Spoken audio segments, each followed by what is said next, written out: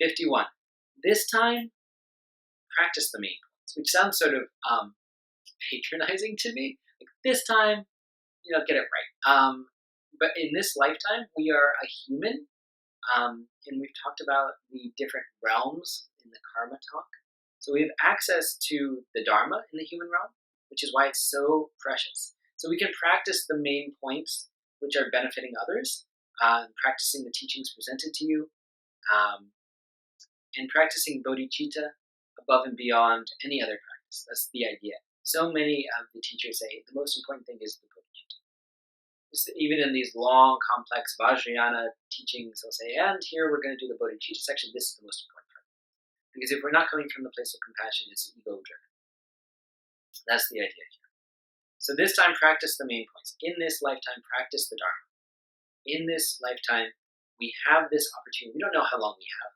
We don't know if it's a day, a week, many, many years. I hope it's many, many years for you, but you do not know. So we have to practice the Dharma now. That's what this one is saying. Practice the main points. Practice the main points of the Dharma, in particular bodhicitta. So that's 51. 52 is don't misinterpret. It's an interesting one. And it sounds simple enough, right? Like, why we shouldn't misinterpret certain things in our life.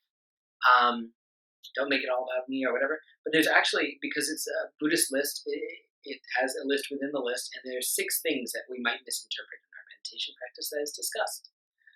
The first of these is patience. We shouldn't, if we are patient in every other aspect of our life, but we are impatient in trying to see the benefits of meditation, we're saying, I should have seen more benefits by now, then we're missing the point. So that's the first one. Don't misinterpret patience. Patience isn't, we shouldn't be like, I'm patient in line, but like, I'm not going to be patient with myself. I should get more benefits out of meditation. That's the traditional teaching here. Like, you're missing the point. You have to be patient even in your meditation practice. Don't misinterpret your yearning. If you yearn only for pleasure and for wealth and only good things, but not to practice meditation and work with your mind, then you're missing the point. This is how these things are traditionally listed. I.e., we should really not just yearn for like more money or a better house, but yearn for the ability to actually work with our mind. That's also an important thing that we can strive for. The translation is yearning, which I realize sounds like grasping and appropriation and attachment. That's not what we're talking about. It's like a heart, like, my heart goes out to not just the pleasurable and wonderful worldly things, but also it should yearn for my own ability to develop myself. Excitement. If you get excited only by worldly gain, only by the money that you have or the entertainment that's coming up, but not by studying the teachings, you are missing the point. We should also get excited about the study. This should not hopefully feel like a drag to you at this point. Every time I yell Lojang, I hope you are as excited as I am, although I somewhat doubt it because I'm very excited. This fourth of these is compassion.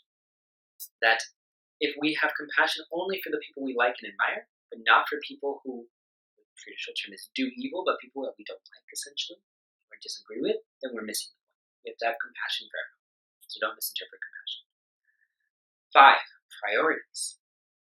If we work diligently out of our own self-interest, but forget to practice meditation to actually develop things beyond just focusing on me and my thing, then we are missing the point. We actually have to realize that there are more beings out there than just us. So the priority here isn't just me and my thing, but also all beings. Can I be of benefit to others? And the last one is joy. If you're happy when your enemies meet misfortune, again, it's a traditional way of talking about enemies, but you're not happy about seeing virtue in the world or seeing them benefit or seeing the happiness of other people, then in the ability that they have to wake up inherently, then you are missing the point. So we should take joy even in other people's fortune, even if we don't necessarily like them, and also particularly the fortune around other people's ability to wake up their own mind. So these are 6 ways that we can misinterpret our practice.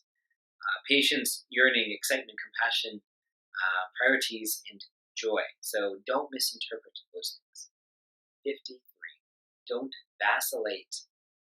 Another way of talking about this is like, don't let the wind fall out of your sails. Of course, that's not a Tibetan analogy because they all lived in mountains, but this is a way that some teachers in that tradition will talk about it. Don't let the wind fall out of your sails. I.e., don't let don't vacillate in your practice. Like, don't practice sometimes but not others. Don't say, well, this is a really busy day, so who cares? I can push my meditation off a couple of days. Don't vacillate in your practice. Always practice mind training. Always do a little bit of practice, at least every day, even a couple of minutes, and then build from there. It's like tying your shoes when you're like, I don't know, I don't know if I want to go for a run. The advice often is that we would put on our running shoes and tie them and run to the mailbox and back. And by the time we're at the door and to the mailbox, we're like, I could probably run.